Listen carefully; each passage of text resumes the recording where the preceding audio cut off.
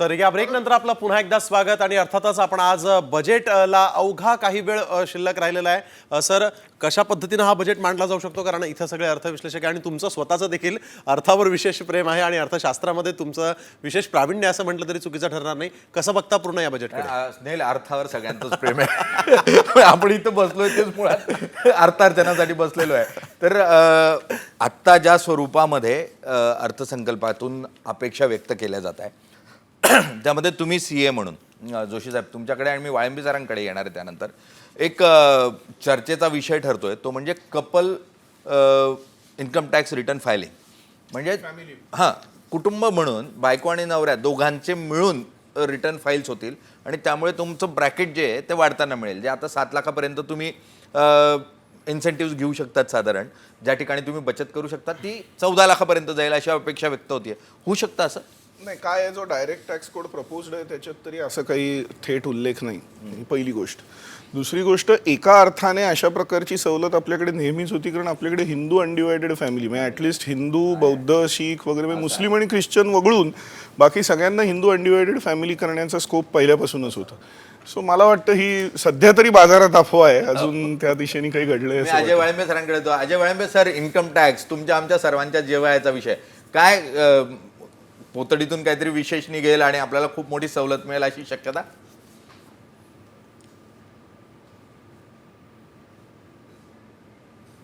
याच्यात महत्त्वाच्या गोष्टी आहेत. मी मगाशी सांगितलं की सध्याची स्थिती जरी आपल्याकडे मध्यम वर्गाच्या खूप अपेक्षा असत्या, आणि जसे माननीय पंतप्रधान मंत्री जे म्हणाले काल की मध्यमवर्गीयावर किंवा गरिबांवर काहीतरी कृपादृष्टी राहू दे, याचा अर्थ आपण सगळेजण काढतोय. आणि मिळालं तर मग ते इतकं काहीतरी फुटकळ असेल की त्यातून काही मला वाटत नाही की सगळ्यांना आनंद होईल. गेली 10 वर्ष जवळपास मध्यमवर्गीय आशा लावून आहे, परंतु ETC असेल किंवा कुठली इतर बेनिफिट्स असतील त्याच्यात काही म्हणजे झाली आहे ती फार थोडी अत्यल्प वाढ झालेली आहे, किंवा एका हाताने ती वाढ दिली आहे आणि दुसऱ्या हाताने काढून घेतली. कॅपिटल गेन टॅक्स, तो long term capital gain tax जाईल अशी अपेक्षा होती, त्याच्यावरची ती 12.5% म्हणजे आता 20% तुमची शॉर्ट टर्म कॅपिटल गेन 20% आणि लॉंग टर्म कॅपिटल गेन 12.5% इथपर्यंत नेलेलं आहे. त्यामुळे मला काही फारशा अपेक्षा नाही आहेत. आणि सर्वात महत्त्वाचं म्हणजे निलेश, आत्ता तशी परिस्थिती पण नाही. म्हणजे सरकारने कितीही करायचं ठरवलं तरी प्रत्येक स्टेट ज्या योजना राबवत आहे, म्हणजे ती लाडकी बहीण योजना असू दे किंवा किसान सन्मान योजना असू दे, कुठून ना कुठून त्याला सारखे पैसे लागणार आहेत ना. हे पैसे कुठून येणार? त्यामुळे टॅक्स कमी होण्याची शक्यता किंवा आणखीन कर सवलत मिळण्याची शक्यता मला तरी फार कमी वाटते. आणि मिळाली तर काय चांगलंच आहे, पण मला थोडं कठीण वाटते. नाही, म्हणजे आमच्याकडे लाडक्या बहिणींना इतके 1500 देत आहेत, त्यामुळे प्रत्येकाला वाटतं आम्हाला पण काहीतरी मिळेल अशी एक अपेक्षा. मी परत ललित गांधींकडे जातो. ललित गांधीजी, जी एक चिंता व्यक्त करण्यात आली, मॅन्युफॅक्चरिंग सेक्टर खूप वाईट करत आहे अशा स्वरूपाचा अजय वाळंबे सरांचं पण म्हणणं होतं, जोशी सरांचं पण म्हणणं आहे, इतकंच नाही अभय टिळकांचं पण म्हणणं आहे. तुम्ही महाराष्ट्र चेंबर्स ऑफ कॉमर्सचे अध्यक्ष आहात, तुम्ही कसं बघता मॅन्युफॅक्चरिंग सेक्टरकडे? मॅन्युफॅक्चरिंग सेक्टर हे दोघंही म्हणतात तितकं काही वाईट नाही आहे, परंतु फार चांगलं आहे असं जरी नाही म्हटलं तरी यामध्ये कुठंतरी 2 गोष्टींचा आपल्याला विचार करायला लागेल. सरकार सर्वोच्च स्तरावर जे धोरण ठरवतं या क्षेत्राला बूस्ट देण्याचं, आणि प्रत्यक्ष अंमलबजावणी होताना यामध्ये खूप मोठा गॅप आहे. आणि ते जे सपोर्ट सिस्टीम आम्हाला असली पाहिजे. पंतप्रधान तिकडे टीव्हीवर म्हणतात की 1 तासात तुम्हाला कर्ज मिळेल, बँक आम्हाला 1 तास आतही उभारून घेत नाही, किंवा जे तुम्हाला कोलॅटरल फ्री पैसे मिळेल जे म्हणतात, तितक्या इझिली पैसे MSMEला मिळत नाही आहेत. त्यामुळे हा जो फायनान्शियल सपोर्ट खाली असला पाहिजे ग्राउंडवर प्रॅक्टिकल, तो प्रॅक्टिकल होत नाही. ब्युरोक्रेटिक डिस्टर्बन्सेस इतक्या मोठ्या प्रमाणात आहेत की आम्हाला ईज ऑफ डुईंग बिझनेस हे फक्त कादंबरीतलं एखादं एपिसोड असावं असं वाटतं. तर खरंच पंतप्रधानांचं जे धोरण आहे ते खालच्या लोक कधी अंमलबजावणी करणार ह्याची आम्हाला खूप चिंता आहे, की हे खरंच सरकार जे धोरण ठरवतं त्याच्या अंमलबजावणीतल्या ह्या त्रुटी या प्राधान्यानं दूर करणं गरजेचं आहे. या छोट्या छोट्या गोष्टी आम्हाला एक इंडस्ट्री सुरू करायला उद्योगमंत्री पटकन मंजुरी देतात, परंतु खालचे अधिकारी आमचा फार दम काढून टाकतात. हा जो गॅप आहे, हा गॅप कुठंतरी भरून काढण्याची गरज आहे. आणि दुसरा, वाळंबे सरांनी मला रेफर केलं मगाशी स्किलच्या बाबतीतला, की आपल्याला लागणारी मॅनपॉवर मिळत नाही, ही वस्तुस्थिती आहे. एकीकडे आम्ही म्हणतो आमचा बेरोजगारीचा दर इतका आहे किंवा एवढा बेरोजगारी आहे आणि आम्हाला लागणारं मॅनपॉवर त्या स्किलचं मिळत नाही. आता सरकारनं नॅशनल एज्युकेशन पॉलिसी आणली, ती आता अंमलबजावणी हळूहळू होते, त्याचा पॉझिटिव्ह रिझल्ट आम्हाला दिसतोय, परंतु एक 4-5 वर्ष जातील त्याचा खराच रिझल्ट आम्हाला समोर यायला.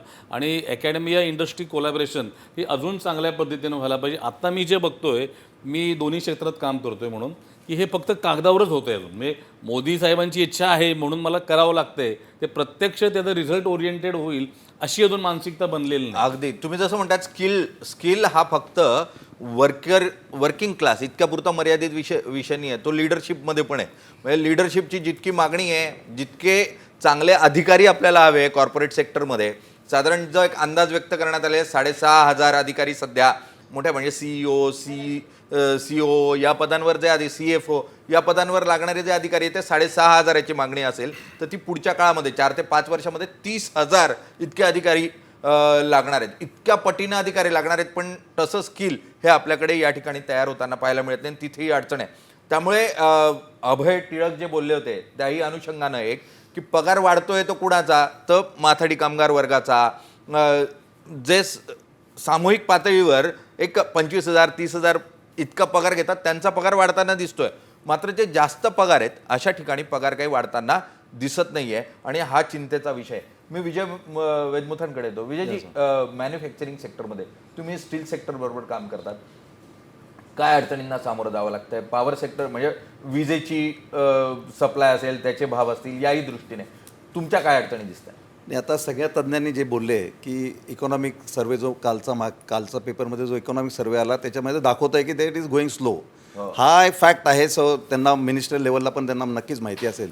तर असोसिएशनच्या लेवलवरती आम्ही त्यांना बरेच प्रपोजल दिलेले by which the economy can accelerate further, because manufacturing sector is one of the sector which can contribute lot to the GDP growth.